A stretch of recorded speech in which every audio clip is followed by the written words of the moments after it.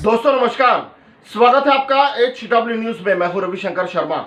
महाराष्ट्र में विधान परिषद की 9 खाली सीटों के लिए सभी पार्टियों ने अपने उम्मीदवारों के नामों का ऐलान कर दिया है। बीजेपी ने अपनी ओर से जिन 4 नामों का ऐलान किया है, उससे पार्टी के बीच अंदरूनी विवाद पैदा हो गया है। एक और इन नामों के ऐलान से जहां यह पता चलता है कि संगठन में देवेंद्र फडणवीस का दबदबा अभी भी कायम है, तो वहीं दूसरी ओर राज्य के कुछ दिग्गज पार्टी नेता उनसे नाराज हो गए हैं।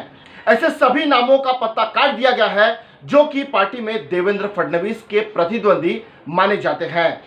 विधानसभा में हर पार्टी के पास विधायकों का जो आंकड़ा है, उसके मुताबिक बीजेपी को 4 सीटें, शिवसेना को 2 सीटें, एनसीपी को 2 सीटें और कांग्रेस को 1 सीट मिल रही है।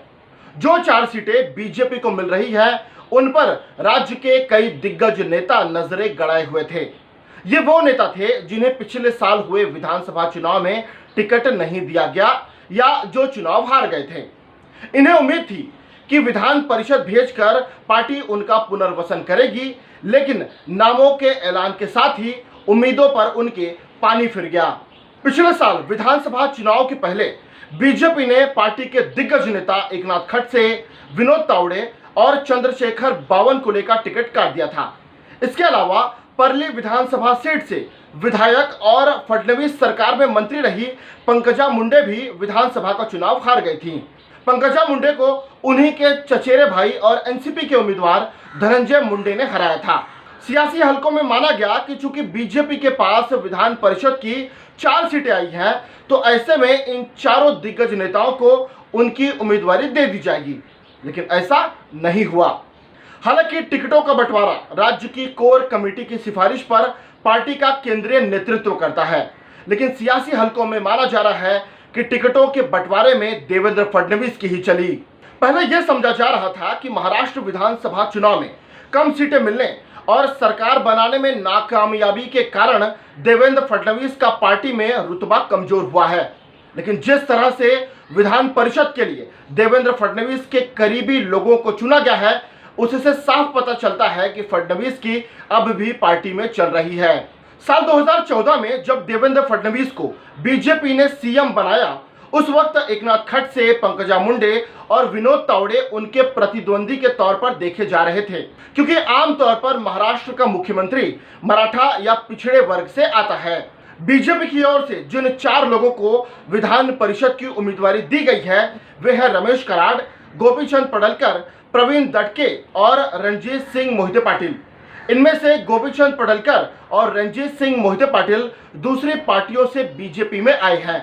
गोपीचंद पडळकर पहले वंचित बहुजन आघाड़ी के सदस्य थे, जबकि रणजीत सिंह मोहिते पाटिल एनसीपी से आए हैं। बताया जाता है कि इन्हें देवेंद्र फडणवीस ने ही बीजेपी में शामिल कराया था। विधान परिषद में टिकट न मिल पाने की वजह से बीजेपी के दिग्गज नेता नाराज बताए जा रहे हैं। इन सबके बीच पंकजा मुंडे तो खुलकर कुछ नहीं बोल रही है, लेकिन एकनाथ खड़से ने बागी तेवर दिखा दिया है। उनका कहना है कि ये बताकर उन्हें धोखे में रखा गया कि उनके नाम की चर्चा कोर कमेटी में हुई है और फिर उन लोगों को उम्मीदवार घोषित कर दिया गया जो कि चर्चा में ही नहीं थे। एकनाथ खड़से ने आरोप लगाया कि जिन पुराने लोगों ने पार्टी के लिए खून पसीना बहाया, उनको नजरअंदाज किया जा रहा है, जबकि दूसरी पार्टी से आए हुए लोगों का सम्मान किया जा रहा है। खड़से का कहना है कि जिन लोगों को बीजेपी ने नामांकित किया है, उनमें से कुछ के हलफनामे पर मार्च की तारीख पड़ी हुई थी, जिससे यह पता चलता है कि यह पहले ही तय किया जा चुका था कि किसे टिकट दिया जाना है। उन्हें अंधेरे में रखा गया। खड़से के मुताबिक पार्टी में कई और भी लोग थे जो कि विधान परिषद भेजे जाने के हकदार थे, लेकिन उन्हें भी बीजेपी के केंद्रीय नेतृत्व ने नजरअंदाज किया। बहरहाल जो भी हो, सियासत की हर एक छोटी बड़ी खबर आपको HW न्यूज बताता रहेगा। बने रहिए हमारे साथ। नमस्कार।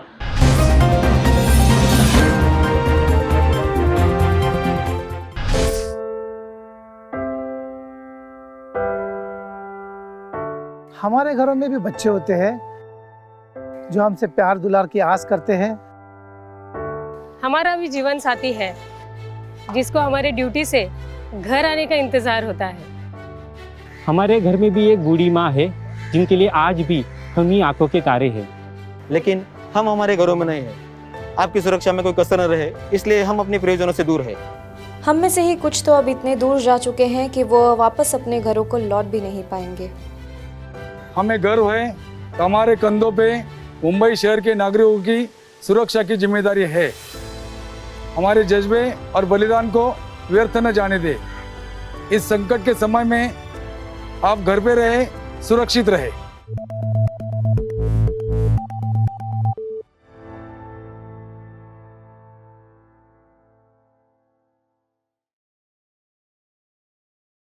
अब खबरें पाइए सबसे पहले हमारे मोबाइल न्यूज एप्लीकेशन पर। एंड्रॉइड या iOS प्लेटफॉर्म पर जाइए, HW न्यूज नेटवर्क को सर्च कीजिए, डाउनलोड कीजिए और अपनी सुविधानुसार भाषा का चयन कीजिए। खबरों की भीड़ में अपने काम की खबर पाते रहिए।